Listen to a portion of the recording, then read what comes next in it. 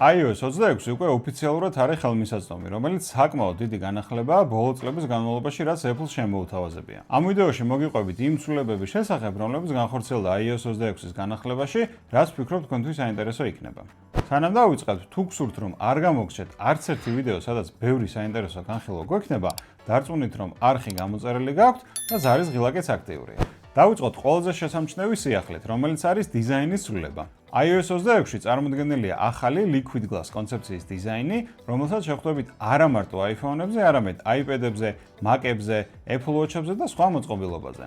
ინტერფეისის ელემენტები, როგორც არის ღილაკები, სლაიდერები, გვერდითი პანელები და მენიუები, გამოიყურება როგორც მინის ფენები და არის ნახევრად გამჭვირვალე. Liquid Glass დინამიურად ერგება გარემოს, რეალურ დროში რეაგირებს მოძრაობაზე და კონტენტზე, ამიტომ მისი იერი იცვლება გამოყენებისას. განახლებული ინტერფეისის მიზანია software და hardware მხარეს შორის მეტი ჰარმონიის შექმნა.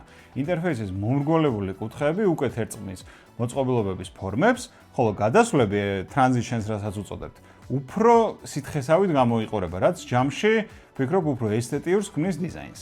სხვათა შორის უკვე შეიმჩნევა დიზაინ ტენდენციის ცვლილებები Liquid Glass-ისგან, როგორც სხვადასხვა Android მოწყობილობების წარმოებლებისგან, ასევე ზოგადად გრაფიკული დიზაინის მიმართულებითაც. Home ღილაკზე დიდი ხნით დაჭერით, edit და შემდეგ customize შეგიძლიათ აიქონები მეტად პერსონალიზირებული გახადოთ და აირჩიოთ ისეთი დიზაინი, რომელიც მოერგება მაგალითად თქვენს wallpapers ან თუნდაც case-ის ფერს.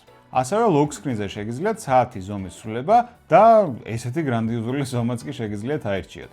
შეუცვალოთ ადგილმდებარეობა widget-ებს და ესე ვთქვათ, გააცოცხლოთ ფონი ესეთი ტიპის 3D ეფექტის მინიჭებით. დიზაინის ცვლილების გარდა განახლდა ტელეფონის და მესიჯების აპლიკაციებიც. Call screen-ის საშუალებით შეგიძლიათ დაბლოკოთ ზარები იმ ნომრებიდან, რომლებიც არ არიან თქვენი კონტაქტების სიაში.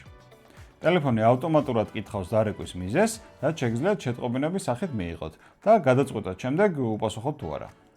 ამ ფუნქციონალის პრაქტიკულ გამოყენების გაკრიტიკება შეიძლება, რადგან საკუთარი გამოცდილებით დაემთხვა ისე, რომ ტელეფონი დასატანად იყო შეერთებული და გამომრჩა კურიერის შემომავალი ზარი. მესიჯების აპლიკაციაშიც შესაძლებელია უცხო ნომრებიდან მიღებული შეტყობინებების გაფილტრვა და ასევე სპამისაც, რაც ქართულ რეალობაში საკმაოდ გამოყენებადი შეიძლება იყოს ბევრი სარეკლამო SMS-ების გამო. გვაქვს პერსონალიზებული ფონები თვითონ ჩატებში, Genmoji, emoji შექმნის შესაძლებლობა, მაგალითად ორი სხვადასხვა emoji-ის გაერთიანებით.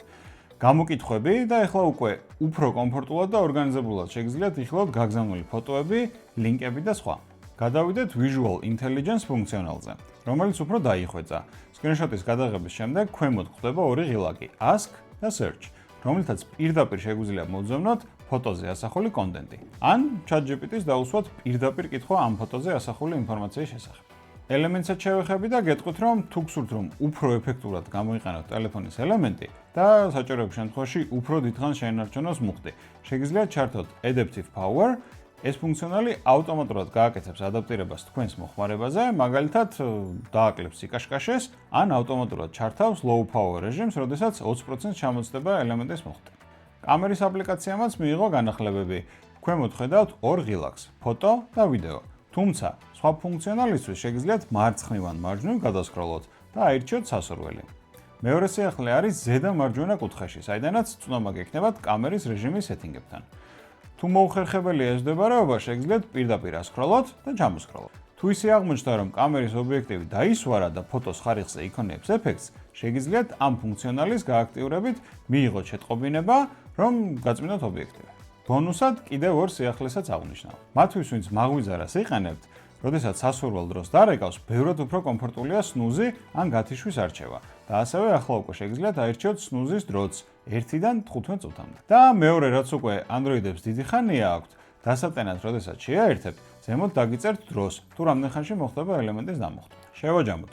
iOS 26 დიზაინის მხრივ საკმაოდ დიდი განახლებაა, ვისაც ახსოვს შეიძლება ითქვას iOS 7-ის შემდეგაც კი. გვაქვს სხვადასხვა ტიპის როგორც სხვილი, ასევე წვრილმანი განახლებაც, რაც ჯამში უფრო სასიამოვნოც ხდის iPhone-ების გამოყენებას ყოველდღიურ ცხოვრებაში. თუ ჯერ არ გაიკეთებიათ iOS 26-ზე განახლება, ამის გაკეთება მარტივად შეგიძლიათ სეტინგებში General და შემდეგ Software Update-ის არჩევით. შემდგომ კი კომენტარებში განვიხილავთ, რომელი სიახლე იყო თქვენთვის ყველაზე საინტერესო. არის ინფორმაცია იმადაც, რომ iPhone 14-ზე და უფრო ადრინდელ მოდელებზე არის რაღაც ხარვეზები iOS 26-ზე, თუმცა ასევე გავრცელებული ინფორმაციით ძალიან მალე გამოვა iOS 26 ერთი ვერსია, რომელშიც გამოსწორებული იქნება მიმდინარე ხარვეზები. ეს იყო iOS 26-ის რამოდენიმე საინტერესო სიახლის მიმოხილვა. თქვენ უყურებდით ბეტა ტესტს, არხი, სადაც მიმოვიხილავთ მიმდინარე ტექ სიახლეებს. თქვენ კი არ დაგავიწყეთ არხის გამოწერა და შევხვდებით შემდეგ ვიდეოში.